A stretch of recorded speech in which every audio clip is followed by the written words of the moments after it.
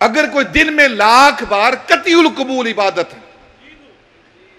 وہ کرتا ہے، نبی پاک کی ذات پر درود بھیجتا ہے، اور جب اس کے سامنے نبی پاک کی شان میں گستاخی ہوتی ہے اور اس کا دل ٹھنڈا رہتا ہے، تو اس کی وہ عبادت اس کے منہ پر ماری جاتی ہے۔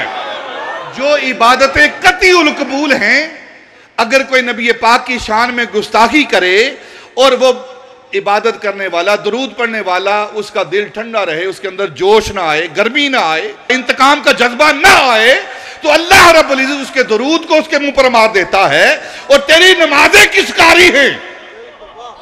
تو عدل و انصاف کی بات کرتا ہے، تیرا عدل و انصاف تیرے منہ پر مارا جائے گا، کیونکہ تو نبی پاک صلی اللہ علیہ وسلم کی شان کے اندر تو بھی گستاخی کرنے والا ہے۔ جو نبی پاک کے گستاخ کو گستاخ نہیں سمجھتا وہ بھی گستاخ ہے۔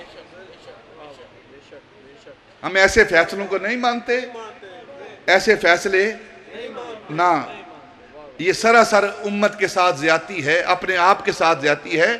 اپنے ایمان کا دیکھو، تم محاسبہ کرو، تم کس کے اشاروں پر چل رہے ہو۔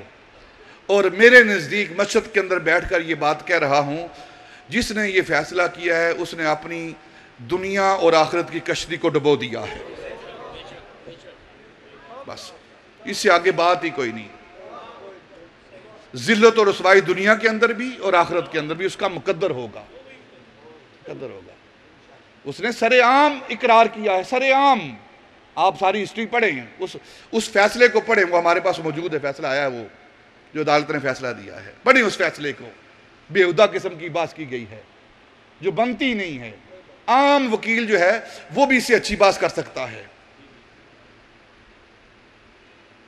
تو حضرت امام نے فرمایا کہ قطعی القبول جو عبادت ہے نا، درود پاک، اگر کوئی 1,00,000 بار پڑھتا ہے اور جب نبی پاک صلی اللہ علیہ وسلم کے حوالے سے بات ہوتی ہے تو اس کے دل کے اندر گرمی نہیں آتی نا، تو اس کی وہ قطعی القبول عبادت اس کے منہ پر مار دی جاتی ہے۔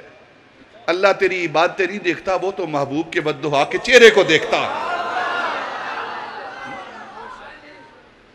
اور یہ حضرت امام ربانی رضی اللہ تعالیٰ کی تعلیمات ہیں، یہ آپ کا عقیدہ ہے۔